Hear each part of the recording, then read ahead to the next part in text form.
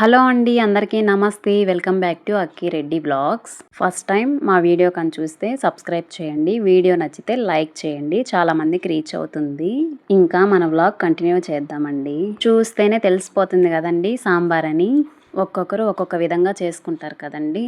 నేనైతే సింపుల్గా సాంబార్ చేశాను, మునక్కాడ మామిడికాయతోటి. సాంబారు అంటే వెజిటేబుల్స్ అన్నీ వేసుకొని చేసుకుంటారు. క్యారెట్, ముల్లంగి, బీనీస్, దోసకాయ అన్నీ వేసుకొని చేసుకుంటారు మామూలుగా. వెజిటేబుల్స్ ఎక్కువ లేకుండా మునక్కాడ మామిడికాయతోటి చేశాను. ముందుగా కుక్కర్ తీసుకొని 1 కప్పు కందిపప్పు వేసి 2 టైమ్స్ బాగా కడిగి వాటర్ వేసి మూత పెట్టుకొని స్టవ్ మీద పెట్టాను. 3 విజిల్స్ వస్తే సరిపోతుంది. వెజిటేబుల్స్ కట్ చేసి పెట్టుకున్నాను.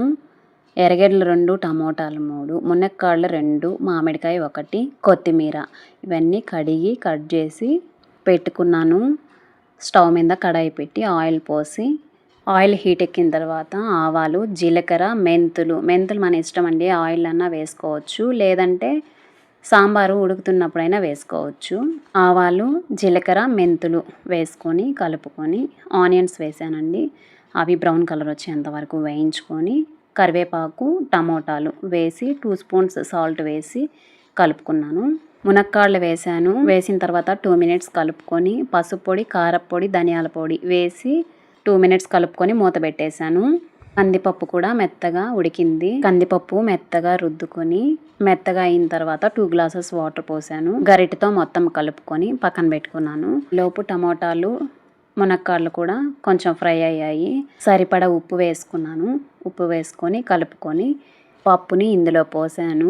కొంచెం వాటర్ కూడా వేస్తున్నా అండి. వాటర్ బదులు మీరు చింతపండు పులుసు అయితే వేసుకోవచ్చు, నేనైతే వేయట్లేదు. నేను మామిడికాయ వేస్తున్నా కాబట్టి చింతపండు స్కిప్ చేశానండి. మీరు కూడా పులుపు తినే పనిగా అయితే 2 వేసుకోవచ్చు. వాటర్ వేసి కలుపుకొని మూత పెట్టాను. మూత పెట్టిన తర్వాత ఒక 2 మినిట్స్ తర్వాత మునక్కాడ 50% ఉడికిన తర్వాత మామిడికాయ వేసానండి. ఫస్ట్లో వేస్తే ఎక్కువ ఉడికిపోతుంది అనేసి నేను ఫస్ట్లో వేయలేదు. మునక్కాడ 50% ఉడికిన తర్వాత వేసాను. సాల్ట్ కొంచెం తక్కువగా ఉందని 2 స్పూన్స్ సాల్ట్ వేసుకొని కలుపుకున్నాను. ఈ విధంగా వస్తే సరిపోతుంది. మామిడికాయ కూడా ఎక్కువ ఉడకపెట్టాల్సిన అవసరం లేదండి, ఆ వేడికే ఉడికిపోతుంది. పల్చగా ఉంది అని అనుకోవద్దండి, చల్లారేకుంది చిక్కబడుతుంది, మామిడికాయ కూడా ఉడికిపోతుంది. దించే ముందుగా కొత్తిమీర వేసుకొని కలుపుకుంటే సరిపోతుంది. అంతేనండి, సాంబార్ సింపుల్గా చేశాను కదండి. ఈ వీడియో నచ్చితే లైక్ చేయండి, షేర్ చేయండి, కామెంట్ చేయండి. Thank you for watching.